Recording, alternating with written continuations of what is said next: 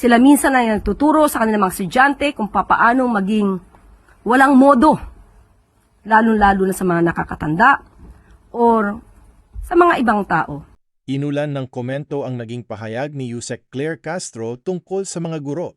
Sa kanyang post, sinabi niya, ang mga guro paminsan ang nagtuturo sa kanilang mga estudyante kung paano maging walang modo. Dito umalma ang ilang guro. Bakit?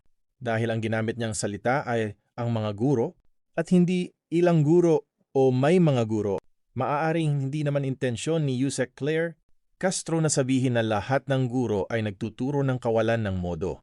Pero sa paraan ng pagkakasulat, maaari itong magmukhang generalization na parang ang buong hanay ng mga guro ang tinutukoy.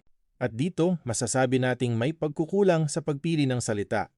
Kung ang tinutukoy lamang niya ay iilang guro, mas malinaw at mas patas sana kung sinabi niyang may ilang guro paminsan na nagtuturo sa kanilang mga estudyante kung paano maging walang modo. Isang maliit na pagbabago sa salita pero malaking pagkakaiba sa dating ng mensahe. Dahil ang mga guro ay isang buong propesyon, mahalagang maging maingat sa pananalita, lalo na kapag gumagawa ng pahayag na maaaring makaapekto sa buong grupo. Kaya ang tanong ngayon, hindi ba dapat mas maging eksakto ang isang opisyal sa kanyang mga salita?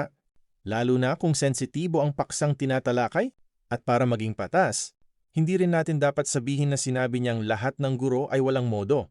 Ang punto ay simple, kung ilan ang ibig sabihin, sabihin na ilan para walang maling pagkakaintindi at walang madadamay na hindi naman tinutukoy.